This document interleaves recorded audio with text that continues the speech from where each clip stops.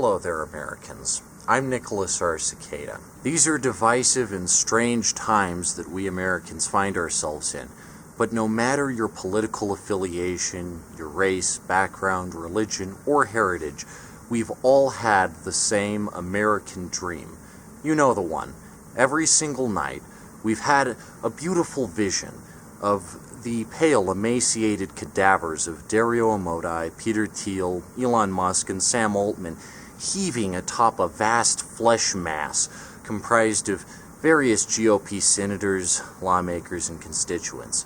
It's a beautiful dream, and it keeps us going every day. I know it's what makes my morning just that extra little bit special. Imagining the violent deaths of my political adversaries motivates me, reassures me, tells me that there will be a bright future that I can live in and be happy. People often tell me, well, Nick, can't you feel internal peace? The answer is no. Not if my environment doesn't permit it, and I don't know how to have sex, so not really. But that's alright. I don't need to feel internal peace.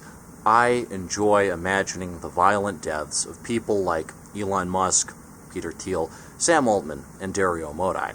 That's what keeps me going. For some people it's coffee, for some people it's cigarettes. For me, it's imagining the violent, gruesome deaths of people like Elon Musk, Sam Altman, Peter Thiel, and Dario Amodei. Now, if you're online, or let's say in the real world, if you're not terminal, you might come across someone who claims, well, that's a pipe dream, Nick.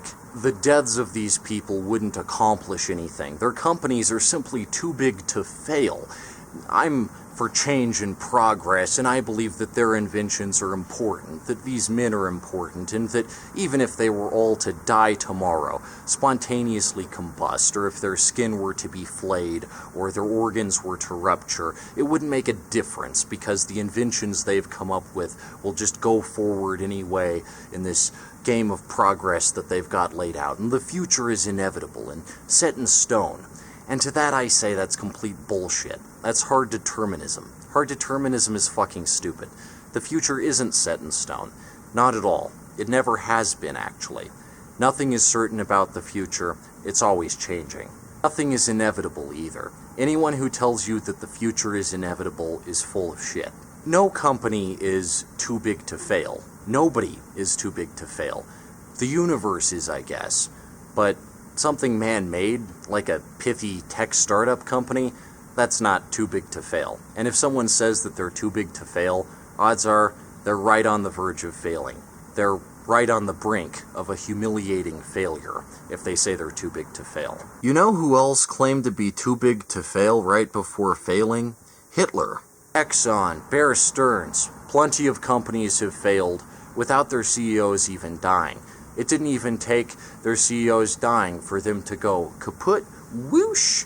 So the exact same thing can happen with any of the companies owned by Elon Musk, Peter Thiel, Sam Altman, or Dario Amodei. I think that if even one of these people were to die tomorrow, the future would be vastly different from the way it would have been had all four lived.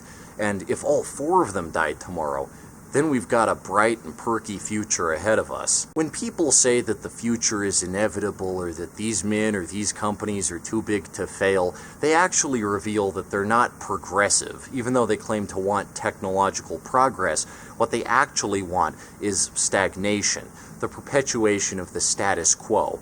They're not for change, something different. They're not for action. Action results in change. Killing one of these people would result in change, in history being altered. Keeping all four of them alive, like we've been doing, won't result in any change. It'll just result in everything going exactly the way they want it to. But even that is completely unsustainable, and sooner or later, one of them, or all four of them more likely, will blow their companies to shit creek, and they'll all die. They'll all probably kill themselves within the next couple of years. Like I say, action has always been what has shaped history. It's what changes what was going to happen to what happens. Think about it like this. If Julius Caesar hadn't been assassinated, history would have gone differently. If Abraham Lincoln hadn't been assassinated, things would have gone differently. If Franz Ferdinand hadn't been assassinated, World War I might not have happened. If JFK hadn't been assassinated, history would be completely different right now, in ways we can't even begin to imagine. If Reagan had been assassinated, things would have gone very differently. If Trump had been assassinated, things would have gone very differently.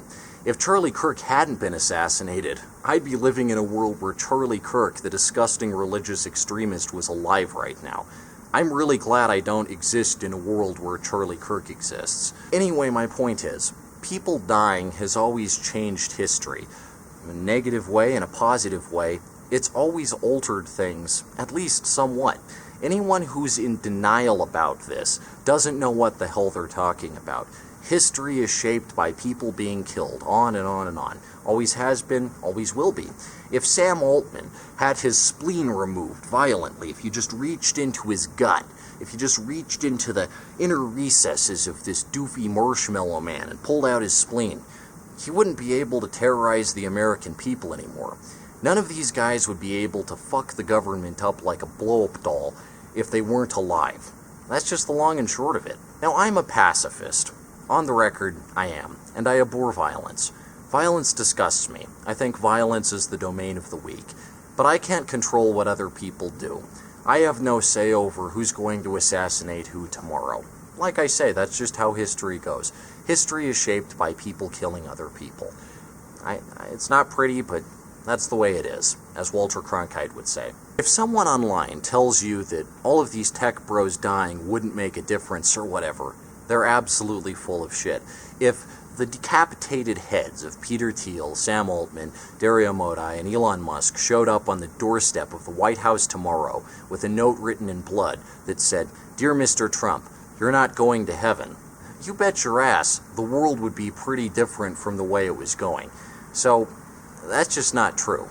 If any of these guys died, things would be a whole lot different, and I think a whole lot better. History is written in blood, and I think it's high time we got the hell out of Iran and bombed innocent civilians and synagogues and school children, and we started taking the righteous fury, the full fucking heat to these fuckers like Sam Altman, Dario Modi, Peter Thiel, and Elon Musk.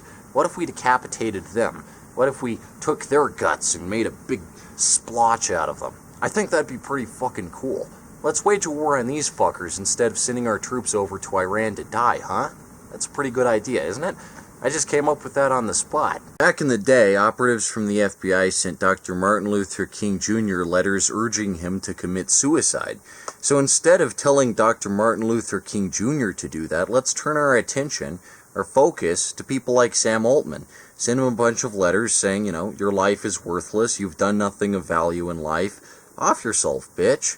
I think that'd be a tremendous use of our time and resources. Anyway, that might be a cool idea, but it's not the reason I came out here tonight. The reason I came out here tonight isn't to encourage any of you to go out and run Sam Altman's guts through the streets like a wedding trailer, a just married thing with the cans and flowers and shit, and go, "Sam Altman's dead. Yay." It's to encourage you to vote, because voting is very important. Voting is just as important as violence because it also creates necessary change, at least in ostensible democracies like America. If you vote, every time you vote, think of it like a needle jabbing into Elon Musk's pudgy fish body, right? He's a land whale, and here he is, right? And you're sticking little needles into him. That's how voting works. That's how democracy works. Vote this November like your life depends on it. And like I say, if all these fuckers claim, there's no way we can fail, we're too big to fail, yes, you can fail. And they're on the precipice of an absolutely fucking landslide, humiliating defeat. And you won't need to kill them. They'll kill themselves, because they're such pathetic, humiliating failures. Donald Trump enjoyed visiting Epstein Island from time to time. And rumor has it that many of the underage prostitutes on Epstein Island had their teeth forcibly removed so that when they gave fellatio to clientele like Donald Trump, they couldn't bite Trump's genitals off. Isn't that fucked up? Well, I have interesting thoughts. Not innovative thoughts like Sam Altman might have about a future where all the workers are fired and I'm up top and I'm raking in the big bucks. I'll tell you the kind of fantasy I have. I'm a prostitute on Epstein Island, and I'm giving Trump fellatio. But I haven't had my teeth removed. So, one minute Trump is getting a great fellatio, and the next he looks down, he doesn't have a penis, because I ate his cock. That's the kind of exciting, innovative, bold thought for the future that I have. Hey, I just came up with that on the spot, you know? Anyway, all this is to say, vote this November, America. Let's fucking vote, and let's get these fuckers out of power already, because they've wasted enough of our fucking lives. Go fuck yourself, Elon. Go fuck yourself, Sam, Dario, Peter, what a fuck, whoever you are. Go fuck yourselves. When Trump is dead, I can be proud to be an American. Until that day, I'm not proud of being an American.